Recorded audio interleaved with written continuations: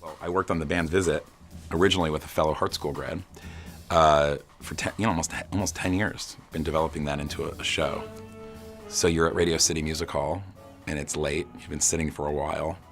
Your show's already garnered some awards. We had a very successful evening. And I've got my wife sitting next to me. Well, Bernadette Peters announced Best Musical, The Band's Visit. You sort of see, I get to see my name on the screen, and I turn to my wife, and I said, I just want to make sure I heard that right before I stand up, because it'll be embarrassing if they called another show and I stand up, which has happened. She kisses me and she said, yeah, you won. And I remember getting up out of my seat and kind of like shaking my body because I had been sitting for so long, and it was kind of overwhelming. And then I got to go up on stage, and I had thought ahead, and I had paid for my entire cast to come to Radio City that night. The entire cast was in the theater. All my co-producers, a bunch of my investors.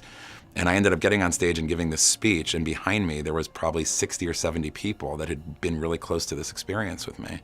And as soon as we finished the speech, the curtain comes down, and I turned around, and there were all these photographers, and it was this experience, but it was 70 people that I cared so deeply about, and everybody was celebrating. And I think my biggest memory of that is how happy it made everyone else. That made me so happy to see how much joy the entire community had in that moment because we had been recognized. That's meaningful in today's world.